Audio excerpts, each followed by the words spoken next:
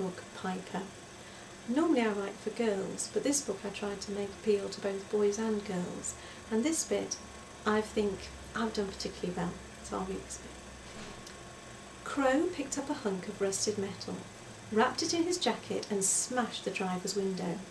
He reached down, opened the door and scrambled into the back, where sure enough, bound and gagged, lay Timbo.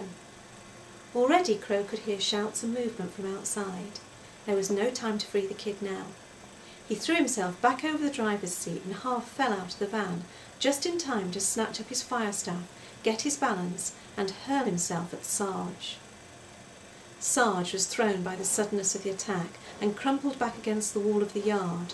Crow pressed his advantage, bringing his staff up against the man's throat, forcing his neck back to breaking point. He had done this before. He never enjoyed it, it was never something he sought, but there had been times when it had been the only way to survive. Sarge was clawing at the staff, his eyes bulging, when the boss leapt on Crow from behind. But Crow had been expecting him. He swung the staff round, sending Sarge reeling with a glancing burning blow to the head, and brought up the other end in the boss's face. The boss cringed away from him with an animal howl, his hands flying to cover his burned cheek, and beat at his smouldering hair. Sarge, gagging for air, had managed to recover himself, and was staggering forwards, but quailed at the sight of Crow, whirling his staff in a dizzying figure of 8.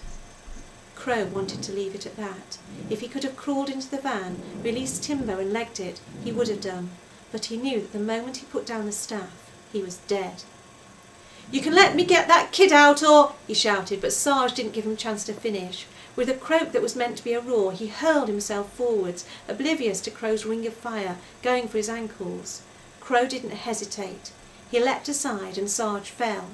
Then he stood on him and calmly set light to his jacket. Only then did he dare drop the fire staff, spring back into the van, slip Timbo's bonds and shove him mercilessly out into the yard. "Run!" he shrieked at the quaking child. "Run!"